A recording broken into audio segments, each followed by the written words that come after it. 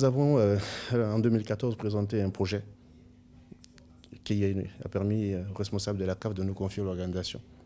Ce projet qui part des infrastructures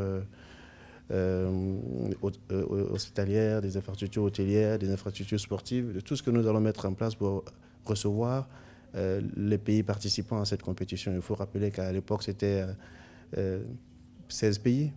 Maintenant, nous sommes à 24. Donc, il est évident que la CAF veut voir ce que nous sommes en mesure de faire sur la base de ce qui a été présenté et ce que nous allons apporter comme nouveauté par rapport au dossier qui a été présenté en 2014, en septembre 2014 à Addis Abeba.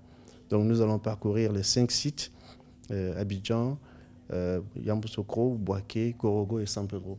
Ça va nous permettre, pendant ces visites, de vérifier, de regarder toutes les réalisations qui ont été faites, les stades en construction et à construire, les terrains d'entraînement, les hôtels que nous avions annoncés, vous avez pu le voir, certains hôtels sont déjà sortis des terres et sont en exploitation. Et nous allons également regarder en termes d'hôpitaux, qu'est-ce que nous pouvons offrir. Parce que vous savez, ces genres de compétition, vous devez pouvoir assurer au niveau des infrastructures sanitaires. Certaines infrastructures ont été annoncées dans notre dossier et nous allons avoir le plaisir de montrer à nos amis de la CAF que certains hôpitaux sont déjà prêts. Et puis dire voilà tout ce que nous avons arrêté comme infrastructure sportive, les stades à construire, où est-ce que nous allons les construire et dans quel délai ils seront construits.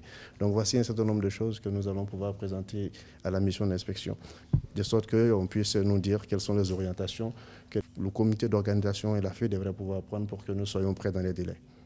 Voilà ce que nous pouvons vous dire pour l'instant, en espérant qu'en fin d'émission, la délégation de la CAF pourra vous dire son sentiment sur ce qu'elle aura vu de son premier passage en Côte d'Ivoire.